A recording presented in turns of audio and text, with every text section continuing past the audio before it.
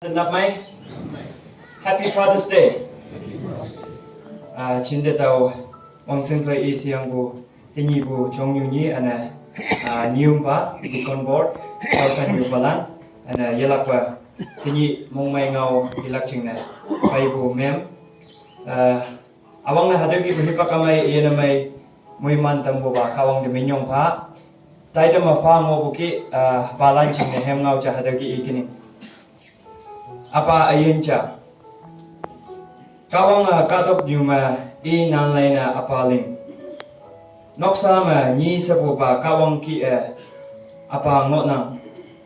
noksa ma jinghai pan ma apa a monghum songyu cha ngonang apa ngo pu kaya jinghai pan phi hai langa simai ya ma ngonang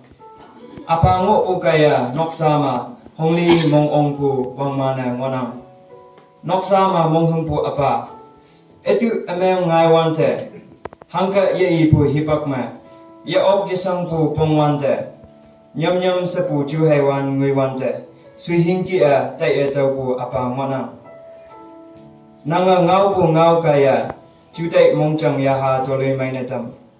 noksa de mong sang na ye tam pu apa nang ngo pu kaya mong sang mong meng pu la na tam ene mong chang ma hongli mong ong pu ama o apa nanga teman mong hong long yu ngona noksa ching na sang pu apa enyu teman ching na apa sang hai pong pu iye yekum noksa ma hangke yi ayong pai wante enyu teman apa ma kon hai ngau ya toloi mai nang hapoi aupe apa sang yapoi nyuei hayom lan mongsui phama se loyang sang pu pa toloi mai mai yesi ha mai ya ha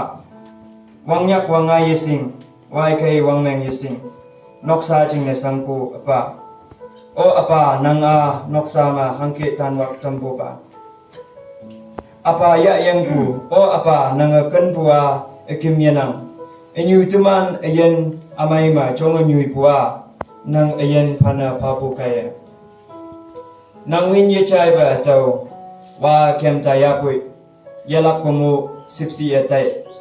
yelak ba kon mai nyawatam yelak ba ngau mai ngawatam tau kaya ameng lam nyu ma pu tingatam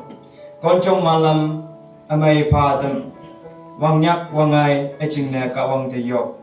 nang kan puwa katok phai sakhau bu yang ching phai shilu bu katang phai shitau bu hangi phayo phen yo bu apa ya yang yim ching ngo bu apalan o apa tinyi tamana nangta yilon bu fanam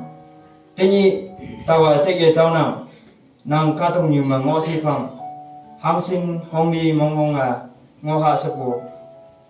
awe wangyang wanghi la ya pai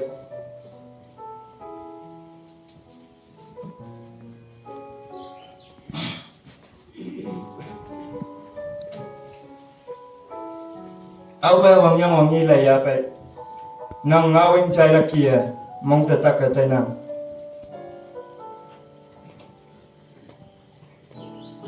o apa nang ngawing cha no hoi chai wa tai nang nang alok pu helming chai huna nang pu kon hai ngau amai ya huna tanyi nang amatai pu o apa o yongwan pa tau yong son pu apa da china tamsi tanyi tau ma chimpu nyu hai hayum lan tamana nang tai awawa nang te yi lon pu fanam apa a noksa ma kawang mui hai man pu pa apa a noksa jingna ayen phana pha pu pa